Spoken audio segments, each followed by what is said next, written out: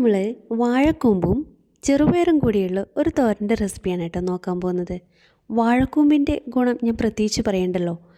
Fibre അടങ്ങിയ ഒരു rich ആയിട്ടുള്ള ഭക്ഷണമാണ് വാഴക്കൂമ്പെന്ന് പറയുന്നത്. Minerals, micro nutrients, iron, zinc, copper എല്ലാം ധാരാളം അടങ്ങിയിട്ടുണ്ട് വാഴക്കൂമ്പിൽ. അതുപോലെ ഷുഗർ ലെവൽ കൺട്രോൾ ചെയ്യാനും നമ്മുടെ വിളർച്ച തടയാനും സംബന്ധമായ അസുഖങ്ങൾ തടയാനും രക്തത്തിലെ ഓക്സിജൻ്റെ അളവ് ഇൻക്രീസ് ചെയ്യാനും ഒക്കെ വാഴക്കൂമ്പ് സഹായിക്കും. നമ്മൾ പകുതി മാത്രമേ ഇവിടെ എടുത്തിട്ടുള്ളൂ കേട്ടോ. വളരെ ചെറുതായിട്ടാണ് ഞാനിവിടെ ഈ വാഴക്കൂമ്പ് അരിഞ്ഞെടുത്തിട്ടുള്ളത്. കണ്ടാൽ മനസ്സിലാവുമല്ലോ, പൊടി പൊടിയായിട്ടാണ് ഇരിക്കുന്നത്. ഞാനിവിടെ ഇതിൻ്റെ കറിയൊന്നും കളയുന്നില്ല കേട്ടോ. അതങ്ങോട്ട് മാറ്റി വെക്കാം. നമുക്ക് ഒരു അര ഗ്ലാസ് ചെറുപയറെടുക്കാം. ഇത് തലേദിവസം ഞാൻ കുതിർത്ത് വെച്ചതാണ്. ഇതിനെ ഞാനൊരു ചീനച്ചട്ടിയിലേക്ക് മാറ്റുന്നുണ്ട്. ഇതിലേക്ക് അല്പം വെള്ളം ഒഴിച്ച് നമ്മൾ ഉപ്പും ചേർത്തിട്ട് വേവിച്ചെടുക്കുന്നുണ്ട് കേട്ടോ. അപ്പോൾ ഇതിവിടെ ഇരുന്ന് വേവട്ടെ. ആ സമയത്ത് നമുക്ക് ഈ അരിഞ്ഞു വെച്ച വാഴക്കൂമ്പിലേക്ക് 1/2 ടീസ്പൂൺ മഞ്ഞൾപ്പൊടി, 1 ടീസ്പൂൺ മുളക് പൊടി, ഇത് കാശ്മീരി മുളക് മിക്സായിട്ട് പൊടിച്ച് വെച്ചിരിക്കുന്ന മുളക് പൊടിയാണ്. അപ്പോൾ അതാണ് ഞാനിവിടെ 1 ടീസ്പൂൺ ചേർത്ത് കൊടുത്തിട്ടുള്ളത്. പിന്നെ ഞാൻ ചേർക്കുന്നത് ആവശ്യത്തിന് തേങ്ങയാണ് കേട്ടോ. അപ്പോൾ തേങ്ങയും ചേർത്ത് കഴിഞ്ഞിട്ട് പിന്നെ ചേർക്കുന്നത് ആവശ്യത്തിന് ഉപ്പ് പൊടിയാണ് ഞാനിവിടെ ഉപയോഗിക്കുന്നത്. അപ്പോൾ ഉപ്പ് പൊടിയും ചേർത്ത് മാറ്റി വയ്ക്കുന്നുണ്ട്.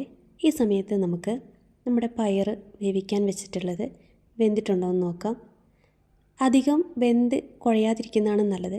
ഈ കുഴഞ്ഞ പരുവത്തിലാണ് വേണം എന്നുള്ളവർക്ക് അങ്ങനെ കുറച്ചധികം വെള്ളം ചേർത്ത് കൂടുതലായിട്ട് വേവിച്ചെടുക്കാം.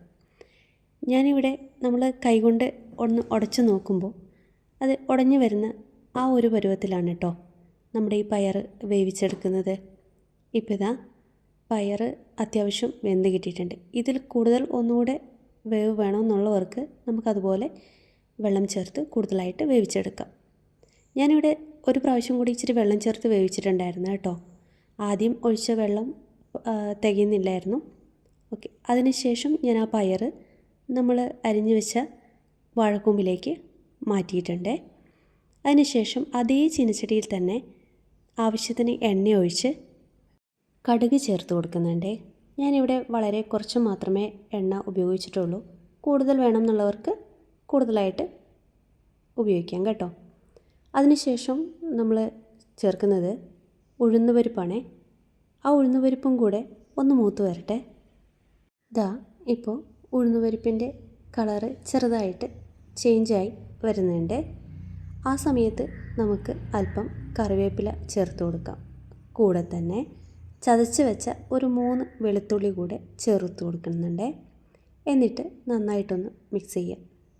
അതിനുശേഷം നമുക്ക് നമ്മൾ എടുത്തു വെച്ചിരിക്കുന്ന പയർ വേവിച്ചതും വാഴക്കൂമ്പ് റെഡിയാക്കി വെച്ചിരിക്കുന്നതും എല്ലാം കൂടി ചേർത്ത് നന്നായിട്ടൊന്ന് മിക്സ് ചെയ്ത് കൊടുക്കാം. ഇതുപോലെ നന്നായിട്ടൊന്ന് മിക്സ് ചെയ്ത് കൊടുക്കുക. ഈ സമയത്ത് നമ്മൾ വെള്ളമൊന്നും ചേർക്കുന്നില്ല. ഇതിലേക്ക് ചേർത്തിട്ടുള്ള മുളകും മഞ്ഞൾപ്പൊടിയും ഒക്കെ എണ്ണയിൽ കിടന്നൊന്ന് മൂത്ത് വരട്ടെ. ആ പച്ചമണമൊക്കെ ഒന്ന് മാറിയിട്ട് വരുന്ന സമയത്ത് നമ്മളിതുപോലെ ഒന്ന് ഒതുക്കി ഒന്ന് എല്ലാ ഭാഗത്തേക്ക് ഇങ്ങനെ കൂട്ടി വെച്ച് ആവശ്യത്തിന് വെള്ളം, അതായത് നമുക്ക് വാഴക്കൂമ്പ് മാത്രമേ വേവാൻ ബാക്കിയുള്ളൂ. അപ്പോൾ അതിനുള്ള വെള്ളം മാത്രം മതി. അല്പം വെള്ളം കൂടെ ഒഴിച്ച് നമ്മളത് അടച്ച് വെച്ച് ഒന്നുകൂടെ വേവിച്ചെടുക്കുന്നുണ്ട്. ഈ സമയത്ത് ഫ്ലെയിം മിനിമത്തിലാണ് ഇട്ടേക്കുന്നത്. ഒരു 10 മിനിറ്റ് അത്രയും സമയം മതി. നമ്മുടെ തോരൻ ഇവിടെ റെഡി ആയിട്ടുണ്ട്. അപ്പോൾ അതൊന്നുകൂടെ ഒന്ന് മിക്സ് ചെയ്ത് കൊടുക്കുക. അതിനുശേഷം നമുക്കിത് സെർവ് ചെയ്യാം. അപ്പോൾ ഇന്നത്തെ വീഡിയോ ഇഷ്ടമായോ? ഇഷ്ടമായെങ്കിൽ സബ്സ്ക്രൈബ് ചെയ്ത് കൂടെ കൂട്ടാൻ മറക്കല്ലേ. Thank you for watching.